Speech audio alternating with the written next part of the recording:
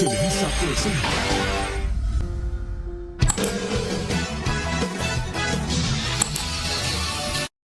El toque de nuevo para Lucas, llegó golazo.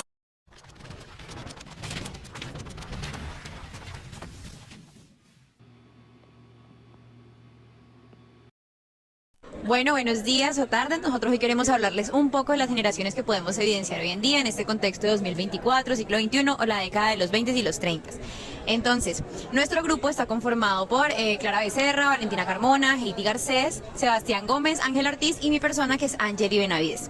Lo que les vamos a hablar hoy es más o menos como un resumen de lo que cada generación tiene como características. Queremos hablarles un poco de las ventajas, de las desventajas y hacer una pequeña relación con personas que nosotros conocemos, ya que se nos hizo como la manera más fácil de entender este tema y de poder dar como una profundidad a lo que son estas generaciones y cómo se pueden comportar hoy en día. Entonces, con la generación que queremos empezar o con lo que queremos empezar es con esta pequeña pregunta y es: afirmamos, los conocemos, pero en realidad los entendemos, o sea, entendemos de dónde vienen sus características, sus maneras de actuar, sus personalidades, nos hemos dado a entender, a reflexionar, a analizar este tipo de comportamientos. Lo que queremos con esta exposición es que cada quien, cada persona que nos pueda ver hoy, compañeros, profesor, entre otros, podamos como darnos el momento de pensarnos de dónde vienen esas características y por qué, curiosamente, personas de nuestra edad o que están en ese rango de lo que nosotros estamos viviendo y el rango de las fechas en las que nacimos, se parecen a nosotros y por qué, pues, digamos, nuestros papás, a los papás de nuestros amigos, entre otros. Queremos darnos a este cuestionamiento para que lleguemos a una reflexión de que no todo el mundo es como es porque sí, sino que en muchas ocasiones son factores sociales, factores culturales, factores biológicos que nos pueden estar definiendo. Entonces, para empezar, la primera generación, que es la que podemos evidenciar hasta hoy, o sea, hay más generaciones atrás de esta, pero esta es una que todavía podemos ver, es la generación silenciosa, que son personas que nacieron entre 1928 y 1945, o sea, que tienen entre 79 y 96 años. Estas personas, pues en el contexto que nosotros podemos ver, si nos pasamos al contexto histórico, son personas que vivieron la Segunda Guerra Mundial, sea a nivel Europa, sea a nivel Norteamérica, o sea a nivel Latinoamérica, cualquier continente, pues como sea, esa época se vivió. Y esa época se sabe que trajo muchas cosas económicas, muchas cosas sociales, se cambiaron bastantes cosas y estas personas que vivieron en esta época vivieron todos estos cambios y todas como estas recesiones que se vivieron en esta época. Por lo tanto, lastimosamente, pues son personas que sufrieron mucho. Entonces, normalmente, pues eso, nacieron en tiempos de guerras, tienen muy poca emocionalidad porque en ese entonces no teníamos mucho entendimiento de lo que es la psicología, la psiquiatría y no nos dábamos mucho como a ese momento de escuchar a la otra persona o de ser escuchados.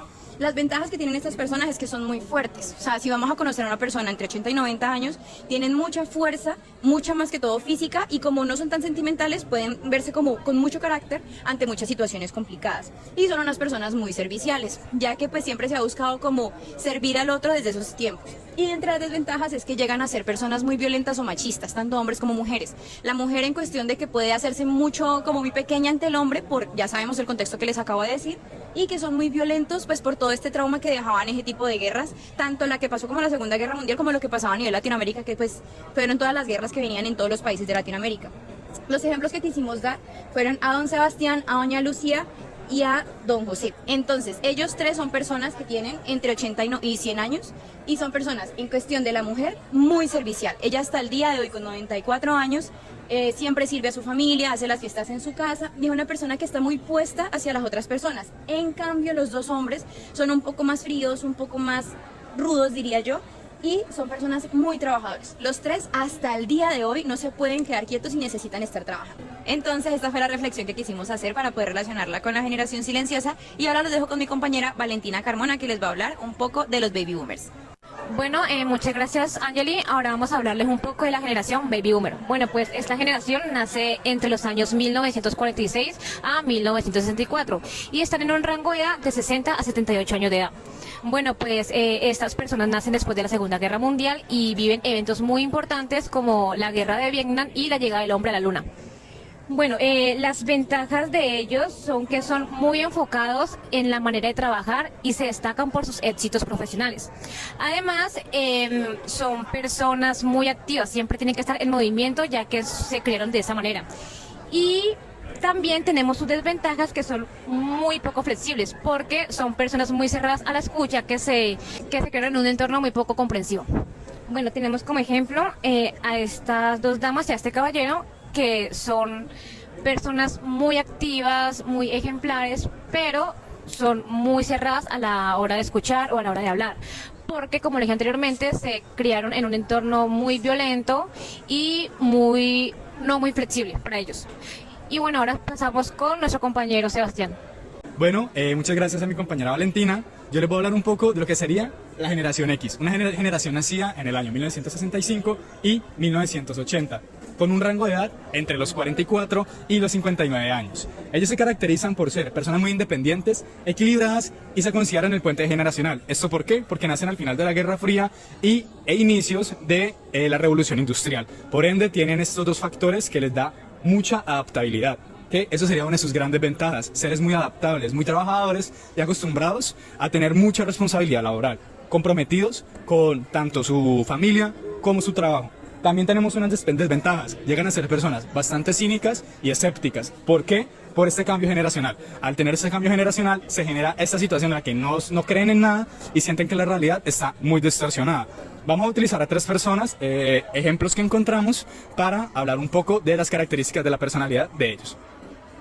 Bueno, aquí tenemos a Natalie, Alexander y Raúl. Estas 3 personas nos muestran cómo el ser y la persona de esta generación es muy resiliente. Natalie, una gran trabajadora, que a lo largo del tiempo ha mantenido y se ha permanecido en la misma empresa, Carvajal, por lo cual podemos ver ese compromiso y es una persona muy entregada a su familia. Nos pasa igual con Alex. Alex es un ser muy entregado a su familia, al igual que Raúl. Ellos son padres muy ejemplares, pero a pesar de esto podemos ver estos rezagos del machismo heredado de la antigua generación, de sus padres. Entonces también vemos un poco de violencia y un poco de autoridad en ellos, pero aún así son personas dispuestas al cambio y muy adaptables, como les mencionaba ya. Con esto finalizaría y le daríamos paso a mi compañera Clara Becerra.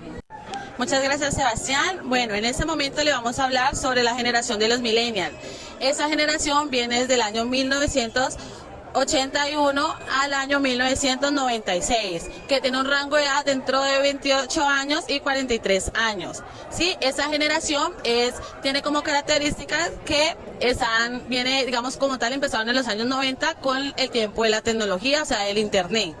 Esa generación tiene unas ventajas y una desventaja. Las ventajas son las siguientes, que son personas trabajadoras y son muy flexibles.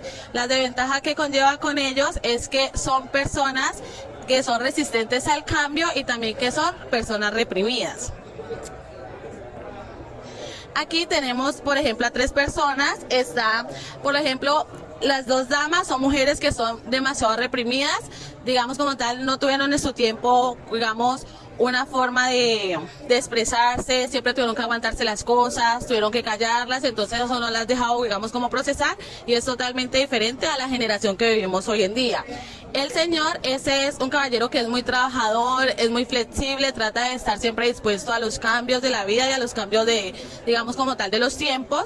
Entonces, en relación a la que podemos ver con las 3 personas, es que ellos, independientemente de los cambios, tratan como de avanzar y poder lograr como ir adaptándose a la sociedad que estamos ahora. Entonces, en esos momentos va a pasar mi compañera Ángela para brindarles, digamos, como tal, otra información. Gracias, Clara. Yo les vengo a hablar de la generación Z, que es de 1997 al 2012, que cuentan con edades de 12 años a 27 años. Esa generación, los primeros integrantes de esa generación, que podemos ser nosotros los que estamos aquí en este salón, ya estamos como en una etapa de estar trabajando o universidad, y los más jóvenes de esta generación están en el colegio o viendo qué hacen o a qué se dedican o qué quieren estudiar. Es como la dificultad de los 20. Esta generación es muy consumista, ya que pues nosotros giramos prácticamente a las redes sociales y a todas las plataformas digitales como Instagram, Facebook, WhatsApp. Por eso se nos ha hecho un poquito, y es una desventaja, comunicarnos y relacionar con otras personas, y por eso los chicos más jóvenes de esta generación se les es muy difícil comunicarse y por eso se vuelven introvertidos. Todo lo tenemos al pie de la mano gracias a la tecnología y a los celulares. Nos falta la comunicación y relacionarnos más. Nos familiarizamos más con la tecnología, tenemos la mente más abierta, ya que pues antes se nos era muy difícil que nuestros padres hablaran de nuestra sexualidad. Ahora nosotros lo podemos hablar gracias también a toda la tecnología. También mejoramos como el cambio de crianza de nuestros hijos, ya que ya nosotros no les pegamos a nuestros hijos, y cuando les vamos a cambiar, por ejemplo, un pañal, pues le damos como el teléfono para que ellos se queden ahí distraídos. Y le tengo como ejemplo, nosotros en este salón, que casi todos tenemos como entre 20 a 27 años, incluyéndome, y a mi hermano que tiene 16 años.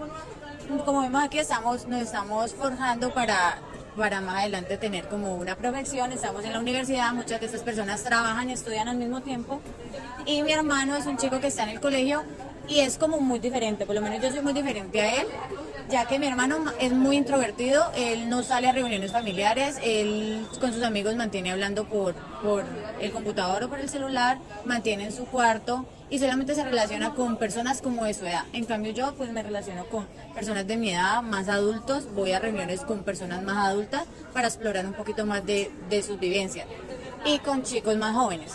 Muchas gracias, los dejo con mi compañera Heidi, que les va a hablar sobre la generación alfa.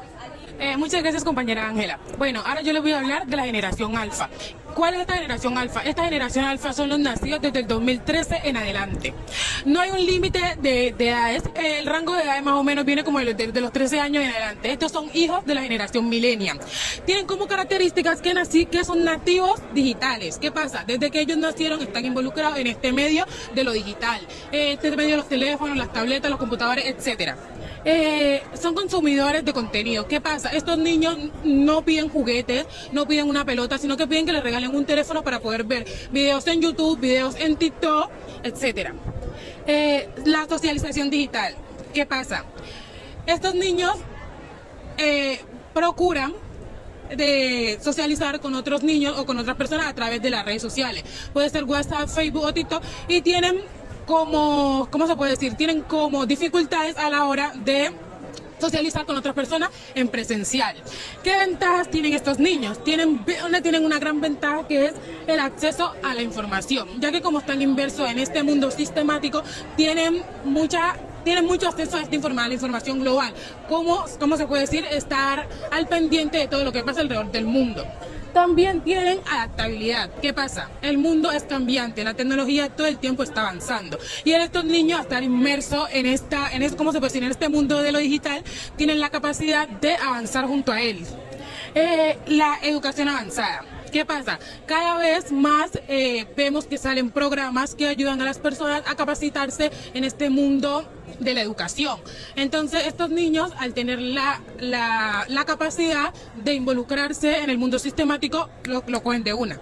¿Qué desventajas tienen estos niños? Tienen desventajas que se vuelven dependientes a las tecnologías. O sea, ya no pueden salir, ya no pueden ir a fiestas, ya no pueden salir a jugar, porque todo el tiempo sienten la necesidad de estar pegados a un aparato digital.